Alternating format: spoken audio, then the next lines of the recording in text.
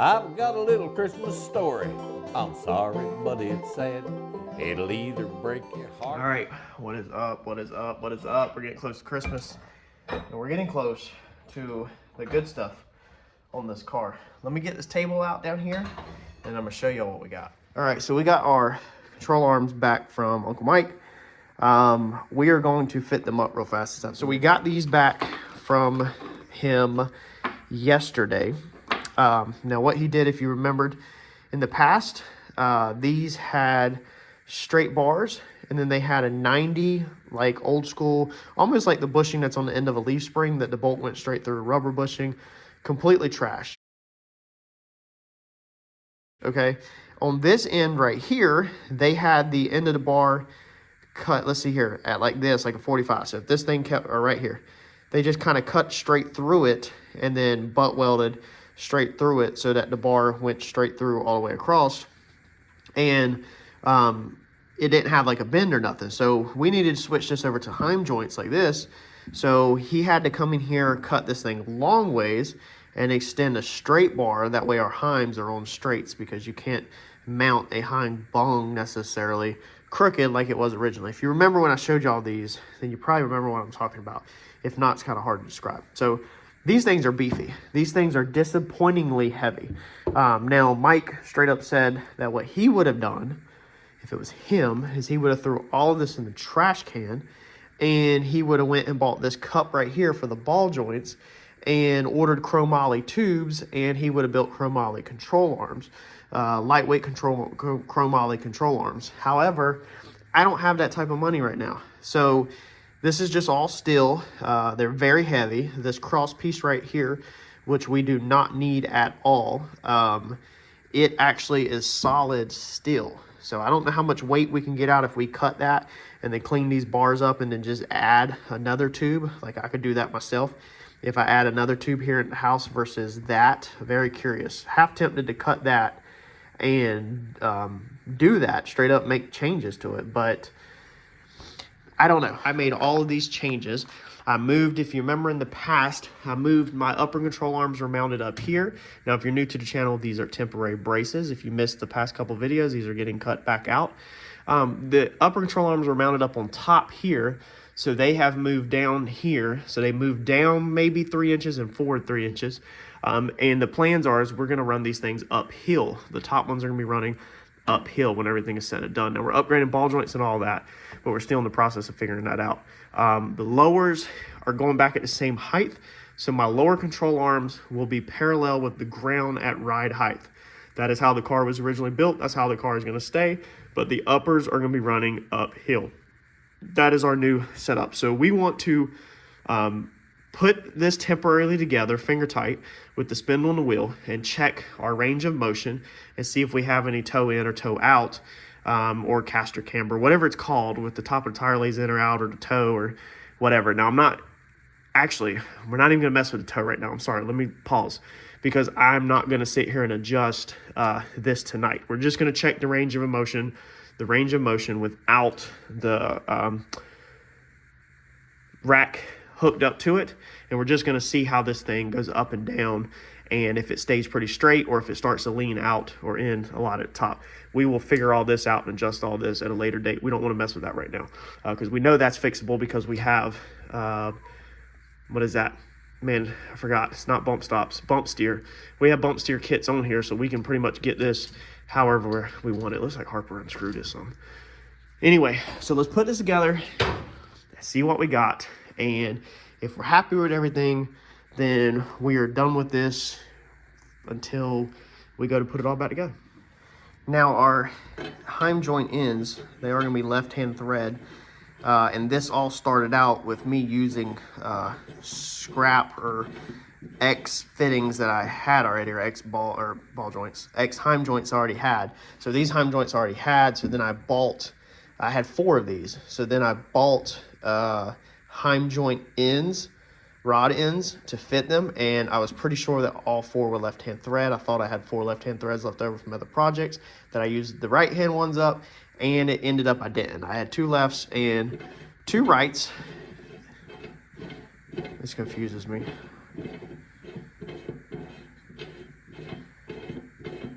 So I ended up having to order more. Oops, forgot to put the jam nuts on there. I ended up having to order more of them, and we did go ahead and order 2 more chromoly ends. So all of these ends, these heim joints we have, are chromoly.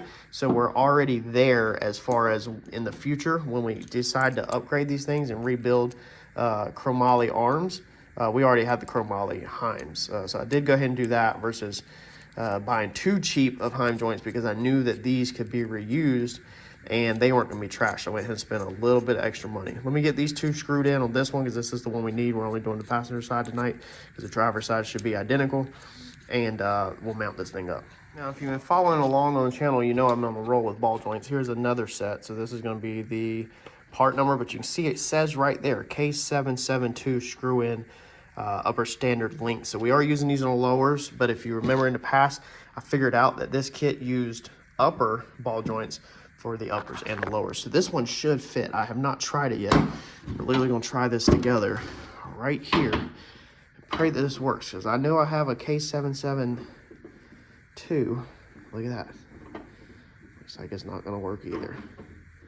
I'm literally like about to give up. This is so crazy. It's like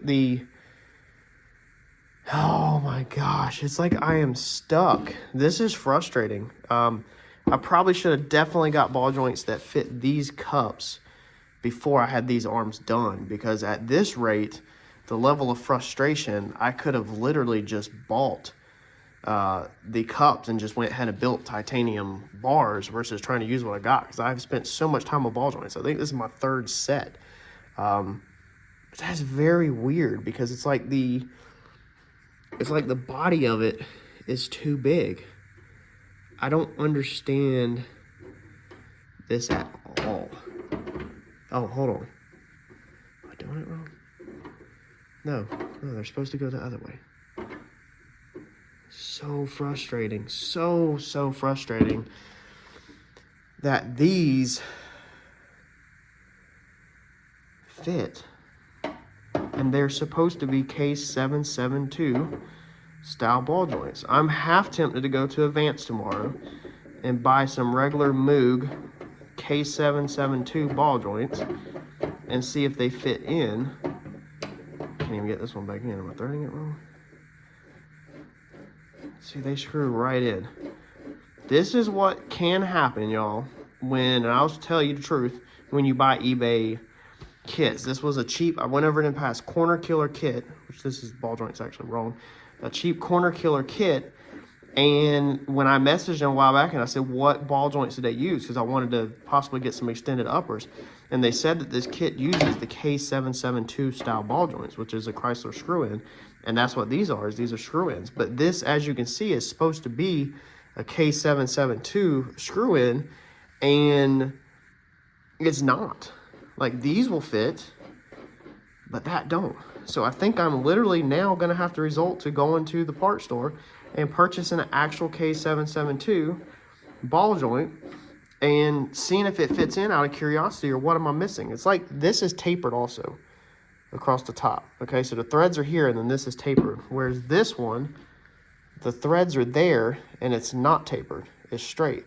But you would think that that would clear perfectly fine. I'm going to get the micrometer out and measure these things and see what exactly is different, because the thread also does not feel right.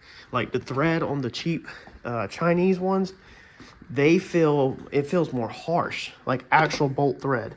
Okay, so that looks and feels like actual thread, whereas this one, look at that, the thread's not even deep at all. I don't understand the difference in this. So the thread on this one, okay, just the outer width of the thread is going to be 18.655. The outer thread on this one is going to be 1.831, whereas this one's 1.871, 1.8. So either way, to 1.8. This one is reading bigger than this one. So this one should fall right in. Let's check this body. Let's see if we can get right above the thread. So that body is going to be 1.766, 1.751. Whereas this body is going to be 1.8. So it's like it's not tapered at the bottom to get the threads. So, but that should still clear the threads. Well, no, actually, because I guess these threads are deeper. Is going to be the issue, is they're about the same, but these threads are coarser and deeper. The spacing looks, let's see here, decently close. So we line that up. That looks, no, it doesn't look. The thread changes, does it? Yeah, you can see the top one. This one up here is in between the two threads. Right? Yeah. They line up down here and then it jumps between the threads. So it's like the thread is wrong on this ball joint, even though it's supposedly a screw-in K772 ball joint. I think I'm going to go message the company on eBay again and ask them again, because these are supposed to be K772 screw-in, but the thread is too soft looking. It's not coarse enough, not deep enough. That's what it is that this thread is deep on this, and so therefore it doesn't want this to screw in. That is so crazy and frustrating. Now go ahead and leave the comments down below that this is the reason why you don't buy cheap Chinese knockoff eBay stuff. And you're 100% right. However, I'm not going to learn my lesson. I'm going to be honest with y'all. And I'm not going to stop buying cheap eBay stuff, because this is the journey. This is learning. This is challenging. And challenges are good for your mind. And challenges are good for you. And it's not going to kill nobody to have a little bit of challenge to try something and to make cheap stuff work. And that's what we are doing, is trying to make cheap as possible work. Now, we probably end up spending more in the end trying to make the cheap stuff work than just buying the nice stuff to begin with. However, if I show everybody, then hopefully somebody can skip all of my failures. And then for you, it would be cheaper, because you get to skip all the expensive lessons learned. All right, so I got everything put together. I paused on this actually last night. The scenery's changed a little. The sun is shining, because when I went to put this together, I found out some stuff really quick that was a pretty fast blow, as you can see to the title of the vehicle, or of the title of this video. So what did I mess up on?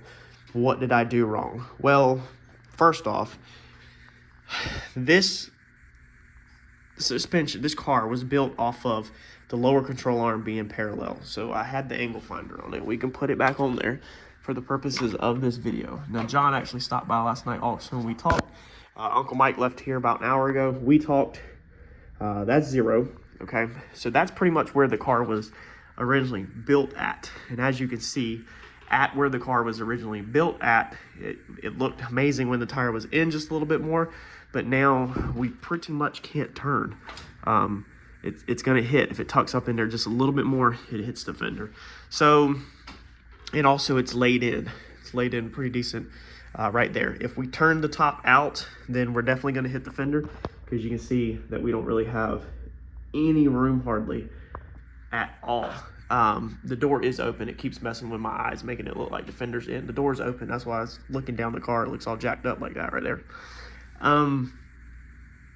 The upper control arm, we are at a beautiful angle. So our changes that we made to our upper control arm are pretty beautiful. The ball joint is at a 90 from the arms and the spindle. Our lower, however, we're already starting laid too far in. So this lower ball joint needs to be turned like that, so that it's starting out at the correct angle. I messed up and I pulled the arms out too far. Whenever I rolled them down to the sides, that was roughly 3 inches. And so I extended the bottoms 3 inches and figured I'd be good. I knew my tires were sucked in. I wanted them more out to the edge of the fender like this, but I still wanted to be able to tuck the tire and turn. And that's what I was not accounting for. So I nailed it dead on with the flushness, as we can see down the side of the car. Okay, that's dead on. However, I can't tuck the tires and turn. I don't like, one thing I hate about the no prep world, and including myself, I hate my car like it, is that often you start with the front end a little higher and you can see the top of the tire tread. I don't like the way that looks. I hate that on my car. I want my car tucking all the way around where you can't see the tread. However, for more complicated reasons, that doesn't work great on no prep. Back of the track, front of the track, it might work, but not back of the track. You need the front end up starting a little bit higher. So this ain't gonna work. Long story short, this ain't gonna work. Now, our other issue is our ball joints. Again, this is the 4th set of ball joints I've had. So where did my other ball joint go? All right, found my ball joint. So this kit was sold to me, and I'm doing a review video on this. These are supposed to be K772 ball joints. The thing is that this is a K772 taper on this ball joint, but that's where it pretty much stops. If we I checked this a minute ago. So the taper sits up perfectly. You're gonna have to take my word for it, because I can take my hands here and there's no play in the top or the bottom. They're K772 tapers. All or most aftermarket Mustang 2 spindles, such as this is the aftermarket Mustang 2 spindle. This is not the Helix kit. We later upgraded the Helix spindles because they were trash for reasons I went over in my review video. We upgraded them to aftermarket spindles so we can run strange brakes. These are the K772 tapers. So this is a perfect match. We're dead on the money right there. Okay, we're perfect. That fits. However, when we come to our control arm, this Corner Killer kit had told me that these control arms are K772 ball joints. And upon research, they're not. I messaged 4 sellers on eBay that sells this kit and asked them what ball joint their kit runs. Only one gave me a response as of 24 hours. He said that the ball joint that fits all of our kits that have independent front suspension is going to be this. He gave me a part number. This is going to be a Helix brand ball joint, meaning that this company, as I went over in my review video, locks you in where you buy their arms, their ball joints, nothing else. You can't actually screw in a K772 ball joint. These are K772 screw-in ball joints. They don't screw in because they don't match. So it's a K772 style with the K772 taper, but they screwed us on the thread, and that's what I did not know, and I just recently found out. So the ball joints that I've had here in the past probably would have worked fine that I sent back, but I didn't know simply. But we learned now. So we're keeping these. What we're gonna do is we're gonna keep these ball joints, and we're gonna make more changes, unfortunately. So I paid a couple $100 to have all this work done, to have this fab work done on this, and then also to have this other piece welded wherever I put it at, which is a very nice piece. I don't even know where I laid it now. It's a pass-through piece that Mike built for the radiator hoses. So, I mean, that's fine, but at the end of the day, I just wasted some pretty decent money. Maybe one light bill, one electric bill worth of money on this crap. Being the bottom ball joint angle, okay, is not good. When we release this right here, okay, so when we drop this down, that's all it has, okay? That's only 3 inches of travel. We need about 6. Our shocks, this is what me and Uncle Mike were looking at a minute ago. Our shocks, when they're fully compressed to fully extended, we have about 7, I think, with the bump stop. So we have about 6 workable spread on them. Originally, I thought these were going to be 9s. I thought they were 9 inches worth of travel, but they're definitely not. We only have 6. However, me and Mike come up with some ideas, and I'm going to show y'all in the future.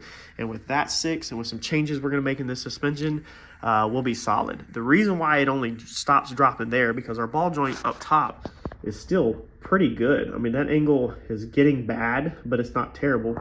But when we come down here to our lower, that thing is terrible. Okay, it's binding up right there. The little ball joint in there is binding up against the side. and that's why it won't drop down no more at all. So what we're gonna do basically is we're gonna move forward with this project, and we're gonna be later, when all this is done, we're gonna be rebuilding these control arms, and we're gonna build custom one-off chromoly control arms for this car. Now we're going to incorporate a lot of pretty cool stuff in it that we have figured out today, such as we're going to fix this lower ball joint angle geometry. We are going to change the uppers just a tad. We're also doing an adjustable upper ball joint like I want. I'm ordering sleeves, the K772 sleeves, and I'm also ordering a K772 upper adjustable ball joint that has the spacers on it like I had showed in one of my previous videos, I believe. These sleeves right here you can order, and that's what we're going to do. And then we're going to do chromoly tubing. We're going to keep our chromoly Heim joints, and we're going to reorder bungs and all chromoly everything else, and then we will build our shock mount in it. Now we are going to move our shock mount from the lower to the upper, because upon measuring our expanded and our collapsed measurement, and you'll see this in the future videos, we don't have enough length to go from the bottom control arm way up here. That's a long freaking distance. But if we hit the upper control arm to in here, which is how this car was from the factory, it had springs sitting on top of the upper control arm into this hat, then we actually pretty much work out perfect. That amount when it's collapsed is perfect. And then when you drop the full suspension all the way down, you'll be able to load it in, and then when you pick it up, you'll collapse the spring like it is. Because we only want about 1 inch of shaft showing, 2 inches of shaft showing at ride height, so that it's pretty much got all of the extension. I think 1 inch of shaft showing. That way we have about 6 inches of travel. So we're gonna mount this back on the top of the new control arms. It's gonna be close to the ball joint. It's gonna be mounted back there, and then it's gonna be inside the hat. Up top. So this thing is going back really close to how it was from the factory, such as the springs mounted on top of the control arms, and also the spring hats being put back in the car. So this thing is going back pretty close to factory suspension, besides it's a AA arm versus whatever you would call the Maverick, because the Maverick's bottom control arm is just a straight arm, and then it's triangulated up to the frame. So I wouldn't call it a traditional AA arm like this. I don't know what you call that style, but we're putting it back way closer than it is now currently. So stick with me. I just wanted to update y'all on the suspension thing. You'll see it in the future, the changes that we're going to make, but that was definitely a lesson learned for me. I messed up bad. I shouldn't have extended them out 3 inches. I should have mocked everything up first and measured and double checked, but I was just thinking pull the wheel out flush. I wasn't thinking about the turning and all that. And the funny thing is, when I originally built this car for the very first time, I checked all of that because I was paranoid as crap. So I was like, really took my time, checked everything. And now as I get more experience, I get more confidence. With confidence comes sometimes a little bit more speed, but you also stop checking yourself. Like this turbo, I did the whole turbo placement with a $120 mount with never mocking up the front end because I was overconfident. However, it worked out and it fits beautifully. So don't be too overconfident like me and make costly mistakes, but it's okay.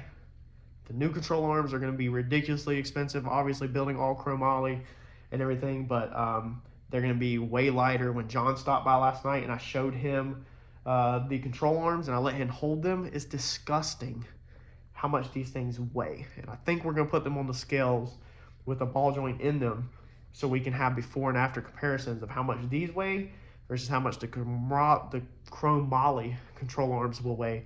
And we need to get that weight off the front of the car because this turbo has put a lot of weight on the car that I don't like. I'm not happy at all about the weight that we're putting on the nose. Smash that like button, and I'm going to catch y'all on the next video. Thanks, y'all.